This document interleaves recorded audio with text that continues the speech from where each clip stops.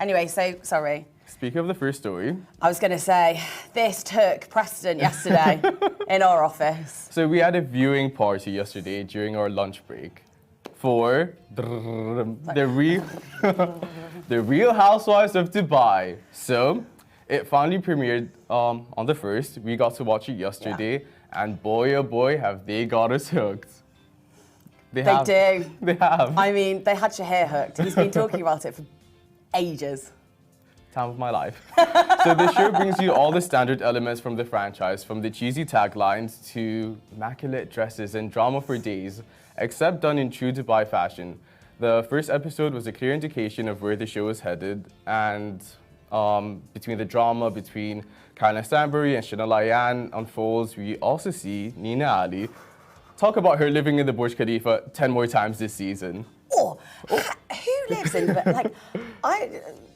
That's impressive. Did you ever see the meme where it was like you were in the Burj Khalifa and but the problem with living in the Burj Khalifa is that you can't see the Burj Khalifa? I saw that literally yesterday. I was like, oh, funny that. Anyway, and although the glitz and glamour of Dubai has become somewhat normalised for its fellow residents, I mean, obviously excluding us, the rest of the world is, well, not, should we say, used to it. So comments all over Twitter show people's shocked first impressions of what the Dubai life is really like.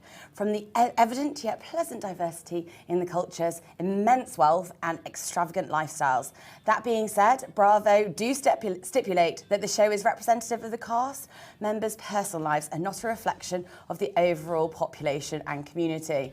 As again, we can attest.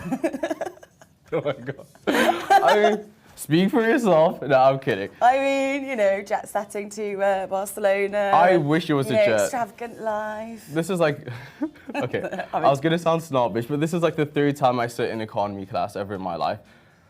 I'm not used to... Sorry. Sorry. A moment there. This is the only 3rd time. And this is because you're having to buy your own ticket. Yes. So honestly, I really feel for you. Thank you. Someone has to. Yeah. It's hard. It's really hard. Like, just, I mean, you should have been on that. Why weren't you on this? I did ask. Did you? A few of my friends were on it, actually. I saw Maggie. Shout out to Maggie. Maggie was on there. But the show is exactly what we thought it would be. You didn't watch it, right? No, I didn't. I watched the first, 5 minutes of it and then left. I had work to do. But why? Had a meeting, obviously. Yeah, I don't believe that.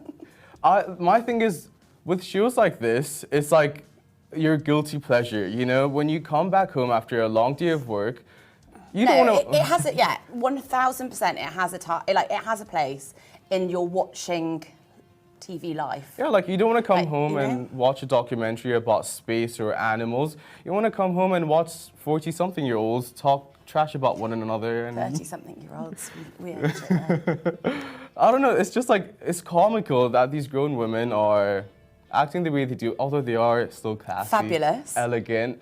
But it's good, it's like just like junk TV, and it's a guilty pleasure. I mean, oh my gosh, how many Real Housewives are there in America? There's like 10 of them.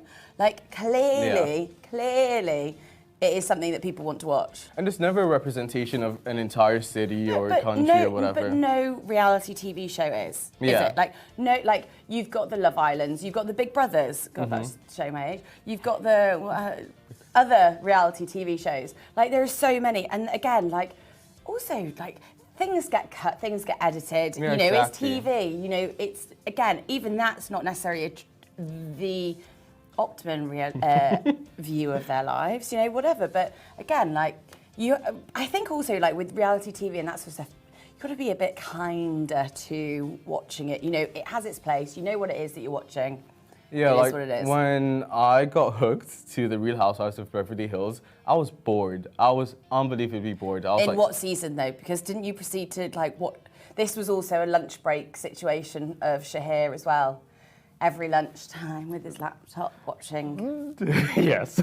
Well, no, okay. No, this was, I started that summer. And I was unbelievably bored. How many seasons are there? 12. No, yeah, 12. We're on season 12 right now. Are you still watching it even though you're bored? Yeah, the episode came out last night. The latest episode, yeah. Okay, so you're not that bored then?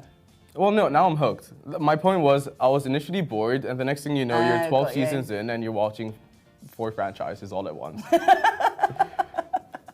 It's just what it does to you. It happens. It does. It happens. Now,